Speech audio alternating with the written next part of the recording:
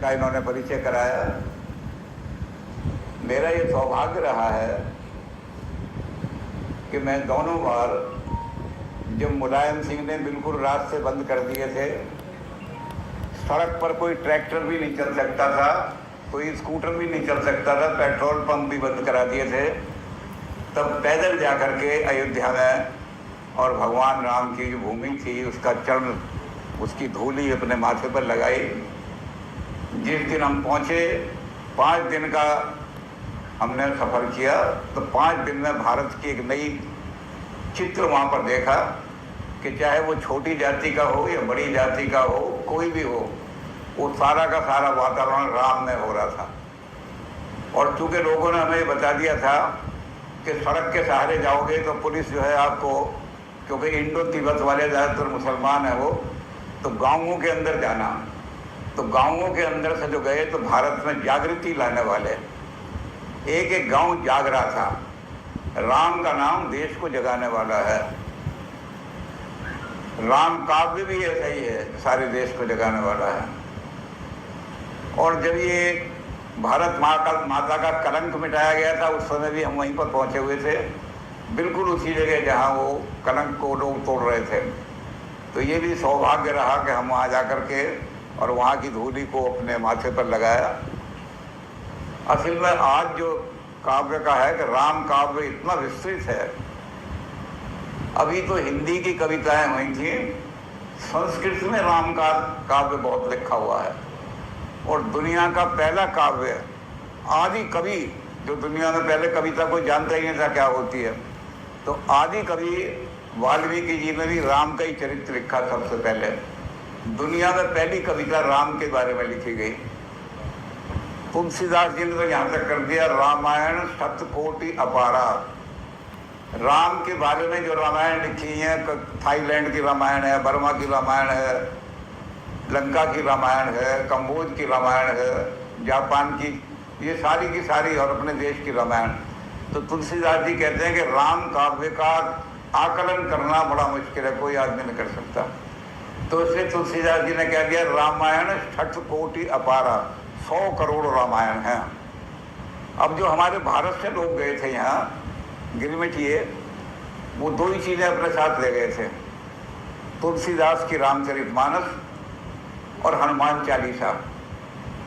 जहाँ जहाँ वो गिरमिटिये अंग्रेज ले गए थे खेती करने के लिए, आज वो देश स्वतंत्र हो गए हैं। मॉरिशस में तो रामायण की जो ग्रंथ है हमारा तुलसी रामचरितमानस, इसको वहाँ का राष्ट्रीय ग्रंथ घोषित कर दिया है।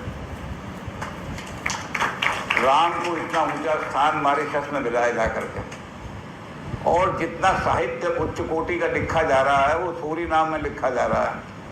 मैंने हिंदी डिपार्टमेंट को लिख करके भी भेजा था कि आप सूरीनाम से पत्रिकाएँ मंगाइए, वहाँ के काम पर शोध कराइए, बड़ा ऊंचा हिंदी का साहित्य।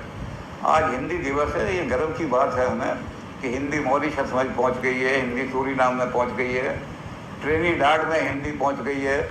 तो ये सारी की सारी हिंदी जो किस माध्यम से पहुंची है, राम नाम से, राम काव्य से, तुलसीदास जी ने।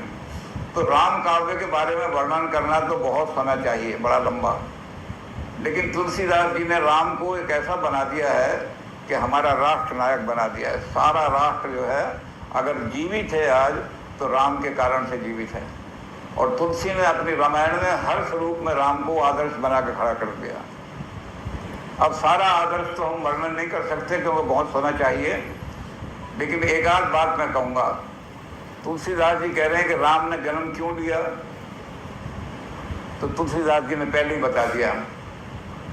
गौरव की बात यह है, राम के जन्म की बात सुन लो कि असुरमार था पै सुरन, राखें निज श्रुति से हेतु, जग विस्तार विशद जस, राम जन्म के हेतु। राम ने 4 कारण से जन्म लिया इस संसार के अंदर। एक बहन हमारी बोल के गई थी कविता कि माँ के वचन निभाना, और ये तो बहाना था एक, असली तो ये 4 वचन पूरे करने थे। पहली चीज क्या थी, असुरमार। ये भूमि देवताओं की भूमि है, ये ऋषियों की भूमि है, यहाँ असुर नहीं रहना चाहिए कोई भी। तो असुरमार, पहला काम मैं ये करूँगा संसार के अंदर कि असुरों से निश्चरहीन करूँ मही, भुज उठाए प्रणकीन। राम ने कहा कि इस भारत भूमि में निशाचर नहीं रहेगा कोई भी। तुलसीदास जी कह रहे हैं निश्चरहीन करूं मही, भारत को जगा रहे हैं तुलसीदास राम के नाम से। अब राम के नाम से जब जगा रहे हैं तो पहला काम राम ने क्या किया, असुर मार, और दूसरा काम किया था पई सुरन। देवताओं का जो स्थान छीन लिया गया है, देवता तो आज फेंक दिए गए निकाल के, और असुर जो है राज्य कर रहे हैं। तो कहते हैं असुरों का राज हटा करके देवताओं को जहाँ जहाँ स्थापित करना है वो मैं स्थापित करूँगा। तो दैवी संस्कृति के पालक हैं राम। और तीसरी चीज़ उन्होंने राख निज श्रुति से तो वेद की मर्यादाओं की रक्षा करने वाले, अपनी जो श्रुति है वेद है उसकी मर्यादाओं की रक्षा करने के लिए मैं आया हूँ। उस श्रुति की मर्यादाओं को जो नष्ट कर रहे हैं। जय जय देश धैनु तुझ पावे, नगर ग्राम पुर आग लगावे। वैसे तो बहुत सारे वर्णन किए उन्होंने, लेकिन एक चीज़ रावण ने कही थी उनको, देखो ये देव जो है क्या करते हैं, जय जय देश धैनु तुझ पावे, जहाँ जहाँ गौओं की पूजा हो रही हो, ये भारतीय संस्कृति का चिन्ह है गौ, इसको मिटा दो। गौएं सारी मार के खा जाओ, इनको कहीं ना कुछ कर दो। जब गौ ही नहीं रहेगी तो आर्य संस्कृति नष्ट हो जाएगी। तो रावण ने हुक्म दिया कि इनको, और दूसरा जो वेद के धारक हैं, जो वेद सिखाते हैं दुनिया को पढ़ाते हैं, तो गौ और ब्राह्मण जहाँ मिले, अगर कहीं भी ब्राह्मण दिखाई दे जाए तो ब्राह्मणों को ही नहीं बल्कि करो जो उन ब्राह्मणों का पालन कर रहे हैं, ऐसे ब्राह्मणों को जो वेद पढ़ाने वाले हैं, जो उनको पाल रहे हैं, तो नगर ग्राम पुर आग लगावे, उस गांव को फूंक दो सारे को। तो भारतीय संस्कृति को मिटाने का जिन्होंने संकल्प लिया है, उनसे भारत को बचा करके अपनी वेद की मर्यादाओं को रक्षा करने के लिए मैं आ रहा हूँ। और चौथी चीज़ जो सबसे ज़्यादा इम्पोर्टेंट है, महत्वपूर्ण है, वो है कि इन सब का करने का जग विस्तारें विशद जश। भारतीय संस्कृति का जो यश है उसको सारी दुनिया के अंदर विस्तारित करूंगा मैं। राम जन्म के हेतु, ये 4 हेतु राम जन्म के हैं। राम ने इस कारण से सारी रामायण, बहुत सारी रामायण है हिंदुस्तान के अंदर, जैसे तुलसीदास जी कह रहे हैं रामायण शतकोटि अपारा। तो उसकी एक एक चर्चा करना बड़ा मुश्किल है। अब मैं एक छोटी सी बात कहता हूँ क्योंकि कुल 10 मिनट ही दिए इन्होंने। सुग्रीव खड़ा हुआ है, रो रहा है, कह रहा है बड़ा आतंकवाद फैला रखा है इसने, बाली ने, इसके आतंकवाद के आगे कोई टिकता नहीं, और इसको एक आशीर्वाद मिला हुआ है कि जो इसके सामने जाएगा आधी शक्ति खिंच जाएगा। तो सुग्रीव सारा बोलता रहा। जब वो बोल चुका तो राम ने उसके कंधे पे हाथ रखा। अब तूने अपनी बात कह ली सुग्रीव, तू जो बोल रहा है, तू तो भारत का पिटा हुआ इतिहास बोल रहा है। भारत के पिटे हुए लोग जो है वो ऐसी सरिता एक निकलती है पत्रिका, उसमें वही लोग बोलते हैं जो भारत के जूते खाए हुए इतिहास है, तो उनके द्वारा वो इतिहास आता है। लेकिन उसकी बात सुनने के बाद अब भारत की तरुणाई जगा रहे हैं, कह रहे हैं सग्रीव तूने तो पिटी हुई बात कह दी, अब मेरी बात सुन, मेरे द्वारा भारत बोलता है, मेरे द्वारा भारत की तरुणाई बोलती है। तो उन्होंने क्या किया, उन्होंने कहा हाथ रखा सुग्रीव, सुन सुग्रीव अब मेरी सुन ले, तूने अपने सुना ली। सुन सुग्रीव मारियों बाली एक बाण, ब्रह्म रुद्र शरणागति तब न निबंधन। कहते अब मैं तुझे बताता हूँ, जिस दिन भारत की तरुणाई जाग गई, जिस दिन भारत का स्वाभिमान जाग गया, एक बाण में सारे आतंकवाद का नाश कर दूंगा। भारत की तरुणाई को जगाने के लिए राम काव्य लिखा गया है। तो तुलसीदास जी ने एक इसमें लिख दिया कि जिस दिन भारत की तरुणाई जगा दी मैंने, उस दिन बिल्कुल आतंकवाद रहेगा ही नहीं, दुनिया से मिट जाएगा आतंकवाद।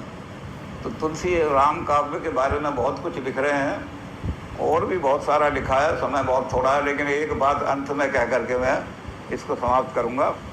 और वो बात ऐसी है जो आपको एकदम हंसा देगी, खुशी आ जाएगी कि राम ब्याह करने के लिए, शादी करने के लिए जा रहे हैं, बारात पहुंची है ससुराल में, और ससुराल में जब बारात पहुंचती है, बारात खाना खाने लगती है, तो अंदर से औरतें सीटने गाती हैं, उस सीटने में उल्टी सीधी गालियां भी गाती हैं।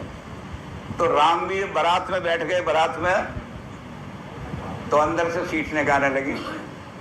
जब सीटने गाने लगी तो वहाँ से कुछ राम ने ऐसा काम किया कि उठ के सारी भाग गई।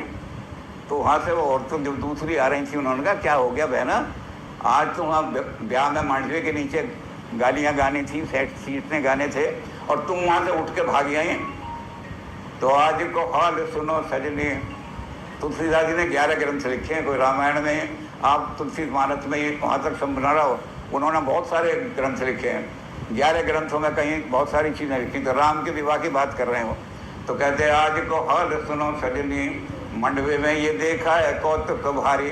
आज मंडप के बड़ा कौतुक हो गया वहाँ। तो उन्होंने क्या कौतुक हो गया कि आज को हाल सुनो सजनी, मंडवे में ये देखा है कौतुक भारी, कि जेमत बारात गारी बारात सब है। जब बारात जीव रही हम गालियाँ दे रहे थे, और जब गालियाँ दे रहे थे तो लक्ष्मण को गुस्सा आ गया। लक्ष्मण ने धनुष्मान उठा लिया। उन्होंने कहा ये गालियाँ दे रही हैं, हम गालियाँ खाने आए हैं या शादी करने आए हैं? तो राम ने जो बात कही, तुलसीदास जी ने राम से बात कहलाई, उन्हें बिठा दिया। उन्होंने कहा लक्ष्मण देखो, जब रिश्ता जोड़ना होता है और रिश्ता तोड़ना होता है तो उनमें बहुत अंतर होता है। यहाँ हम रिश्ता जोड़ने आए हैं या तोड़ने आए हैं? तो लक्ष्मण कह रहे हम तो रिश्ता तो जोड़ने आए हैं, पर गाली खाने थोड़ी आए हैं। उन्होंने कहा देखो लक्ष्मण, एक बात सुन लो, राम से कह रहे हैं, तुलसीदास जी राम के मुँह से कहलवा रहे हैं। तो तुलसीदास जी ने उनको कहा उनको कि भैया जहाँ रिश्ते जोड़ने हों गालियाँ भी सुननी पड़ती हैं। अब ये राम की बात को आज पार्टियों पर लगा दो, पॉलिटिकल पार्टियों पर रोज टूट जाती है पॉलिटिकल पार्टी। तो राम ने जो बात लक्ष्मण को कही कि अगर पार्टी में एक आदमी ये सबकी गालियाँ सुनने वाला है तो पार्टी नहीं टूटेगी। ये राम का आदर्श ऐसा रख दिया उन्होंने, राम ने। तो कहने आज को हाल सुनो सजनी, मंडवे में ये देखा कौतुक भारी, कि जेमत गारी बारात सब है, रघुवीर लक्ष्यो मुत वेश अटारी। राम कहने तू बैठ जा लक्ष्मण, मैं बात करता हूँ। क्या? राम ने ऊपर की तरफ अटारी की तरफ देखा, अरे ये जो गालियाँ दे रही हैं जरा शक्ल तो दिखा दो, कैसी शक्ल है इनकी। तो क्या हुआ उनको कि गावत गारी बारात सब है, रघुवीर लक्ष्यो मिट लेश अटारी। तो श्री रघुवीर का रूप निहार, भई मति विभ्रम गावन हारी। भगवान को इतना सुंदर रूप देख करके उनकी मत पलट गई, सारी मति भ्रम हो गई उनकी। राम ऐसा आदर्श रख रहे हैं, तुलसीदास जी रख रहे हैं। रघुवीर को रूप निहार, भई मति विभ्रम गावन हारी, और भूल गई अवदेश को नाम, और देने लगी मिथिलेश को गारी। तो ये जो है कि अपने मुस्कान से, अपनी हंसी से सारे के सारे वातावरण को बदल दो। ये राम का रूप है अकेला। सारे वातावरण में कितनी अच्छाई हो, लेकिन जरा से एक मुस्कान से जब ऊपर को देखा तो बदल दिया। तो इसलिए राम के बारे में बहुत कुछ लिखा है, उसका वर्णन करने के लिए तो बहुत कुछ चाहिए समय।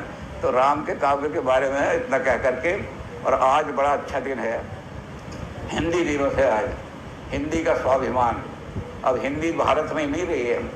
मैंने नाम लिया, सूरीनाम में है, ट्रिनिडाड में है, दक्षिण अफ्रीका में है, जगह जगह राम पे पहुँच गए। तो आज हमें ये गर्व भी अनुभव करें हम हिंदी दिवस के दिन कि राम जो है, कि हिंदी जो है आज विश्व की भाषा बनती जा रही है, और इस पर हमें गर्व होना चाहिए। जब मैं हिंदी की बात करूं तो सब लोगों को ये कहना चाहिए कि हिंदी जो है ये भारत माता की है। सुहागन और से बिंदी लगाती हैं तो ललित ललाम ललाटी कहेंगे इसको हम, भारत माता की हिंदी को। तो आज हिंदी का गर्व लेकर के हम सब खड़े होंगे, हिंदी दिवस मनाएंगे, और जो हिंदी के बड़े बड़े विद्वान बैठे हुए हैं इनको भी हम नमन करेंगे कि ये हिंदी को आगे प्रचारित कर रहे हैं। ओम।